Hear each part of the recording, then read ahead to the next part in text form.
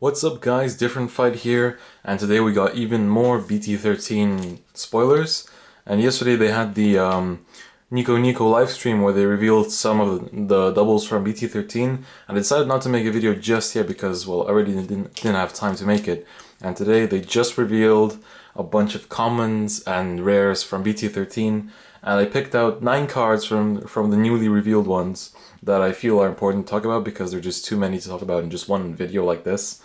And before I do start though, there are some important cards that were revealed that I'm not going to be talking about, such as new starters for Nova Grappler and Aquaforce, and also Angel Feather. The Angel Feather one lets you accelerate damage.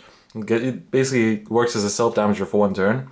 Then the Aquaforce one is like Blue Edge Draco Kid or whatever he was called from BT08, but instead of retire, he lets you draw, or perhaps their skills are even the same, I can't remember that well. And then the Nova Grappler one has the skill, when he stands, then he gains plus 3,000 power.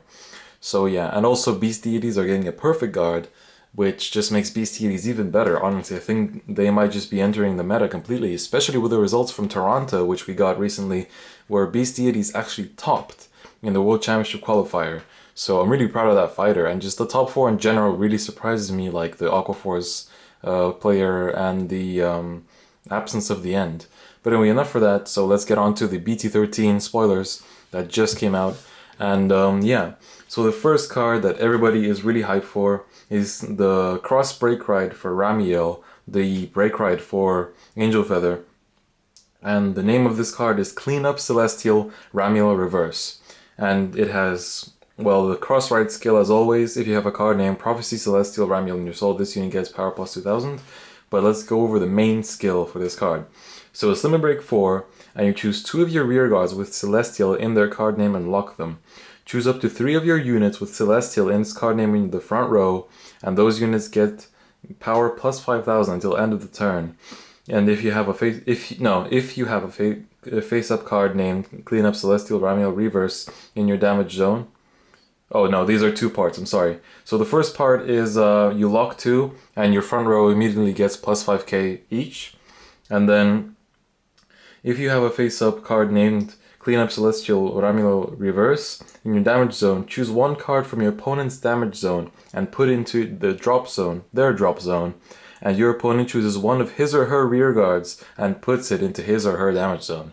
So that skill just really messes with your opponent's field and damage zone. Like, especially even if you're going against a mirror match, you know? Because, well, if they're playing something like Metatron, they can just bring them back. But to be honest, like, this skill is good because it just actually messes with your opponent. There's not many cards in Vanguard which actually do things to your opponent directly. Except for like the Shadow Paladin card, which kills the rear guard when your opponent is attacking. And yeah, most cards in Vanguard, if they do mess with your opponent, they do it on their turn. While this card, well, while it does do it on the player's turn, but it kind of makes things a bit more tricky. And like, it can completely mess up a perfect line. For example, if somebody's hitting you every turn for 21, you can just use her Limit Break, and yeah. So she's the main card that's being discussed, basically. And I think she's pretty good, to be honest, for Cross Break Ride. And yeah. So one of the other cards that was revealed is a rare for Aquaforce, which we actually saw in the anime in one of the most recent episodes, called Wheel Assault. And the skill is, it's a rear guard skill. Counterblast 1. At the end of the battle that this unit boosted, if you have an Aquaforce Vanguard, you may pay the cost. If you do, choose 2 of your rear guards and exchange their position. So basically, it's a free switch, and I would say you would boost with him first, for the first attack, for example, if you're not playing Storm Riders or anything. And then you just change the position. You don't have to play Storm Riders anymore, basically, because of cards like this. And you just, for the first attack, boost with him, then counterblast 1, and, well, actually, no, what am I talking about? You do it for the second attack. So you attack with 1 rear guard without boost, then you attack with your other row, with him boosting, and then you switch the other row. So it's a bit complicated, but I think most of you will understand. Then another card which we saw in the anime that Leon used was Tidal Assault, which we don't know the rarity of yet, but The skill is also Rearguard skill, and it says, at the end of the battle that this unit attacked the Vanguard, if you have an Aquaforce Vanguard, stand this unit, and this unit gets power minus 5000 until end of turn. This ability cannot be used for the rest of that turn. So it's basically like a Benedict, except it's going to be in the actual set, and it's a grade 2, so it can intercept, so it's that much more playable right now, and you don't have to go after those expensive promos, although I'm not too sure if Benedict is still expensive. So yeah. Now, there were quite a few cards that were revealed yesterday a few days ago in the Nico livestream. And one of them was a Link Joker card called Starvator Colony Maker. And his skill, he's a double rare, and his skill is countless 1. When this unit is placed on Rearguard Circle, if you have a Link Joker Vanguard, and if your opponent has a locked card, you may pay the cost. If you do, search your deck for up to one grade 1 or less card with Starvator in its card name, call it to Rearguard, and shuffle your deck.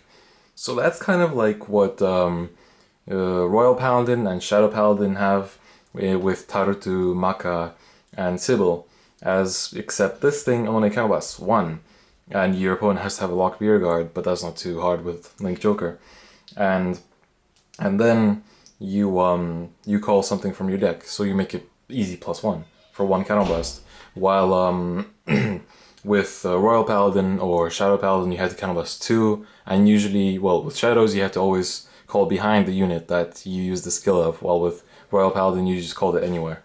So yeah, that's a pretty good card for Link Joker, but it still eats up the counterblast really hard, so unless they get a damage on flipper, it's going to be pretty hard to play these cards. So the next card is Cobalt Wave Dragon, an Aquaforce card, which says, number 4, when one of your rear guards attacks a Vanguard, if it is the 3rd battle of that turn or more, this unit gets power plus 2000 plus 1 critical until end of turn. And the second skill is, when this unit attacks a Vanguard, if it is the 4th battle to that turn or more, this unit gets power plus 5000 until the end of the battle. So it's kind of like a budget Aquaforce option, I guess, because he only has 10k base power. So yeah, so that's him. Then we have Beast Deity Brainy Babio. Yeah, Brainy Babio? Yeah. He's also double rare, and his skill is a Vanguard or Rearguard skill. Counterblast 1 card with Beast Deity in its card name. When this unit's attack hits a Vanguard, if you have a Nova Grappler Vanguard, you may pay the cost. If you do, choose another of your Nova Grappler Rearguards and stand it. And there's also a grade 1 counterpart to the same card with the same skill, except at least if it's 6k power, but I'm not sure. So yeah, this is really good for Beast Deities, like they're just getting support all over the place, especially with Ethics Buster Extreme. That card is amazing. Moving on, we have Starvator Chaos Beat Dragon. He's a grade 1, and his skill is, when this unit boosts a unit named Starvator Chaos Breaker Dragon, if your opponent has a lock card, the boosted unit gets power plus 5000 till the end of that battle. So basically, he's a 11k booster, a special 11k booster without a cost, so that's really amazing. All your opponent needs is a locked unit, and you don't need to counterblast or soul blast or anything, so that's really good. And then for the last 2 cards, we have the 2 new Angel Feather cards. First, Emergency Celestial Danielle, and it's a damage zone skill. So counterblast another card with Celestial in its card name. When another of your cards is put into your damage zone, if you have an Angel Feather Vanguard, you can pay the cost. If you do, call this card to Rearguard Circle and put the top card of your deck into your damage zone. And the grade 1 counterpart is Nursing Celestial Narelle, and she has the exact same skill as Danielle, so yeah. So what do you guys think of this new reveal, all these new cards? I will give a link to, I'm trying to find a link to like a master post of like all the new cards that have been revealed, so I hope that makes it easier for you guys to see all the commons and all that, because there are actually some pretty good cards that I didn't talk about. And yeah, so that's about it for now. The BT13 hype is just growing and growing, and yeah, that's pretty much it. So I'll see you guys next time. Bye bye.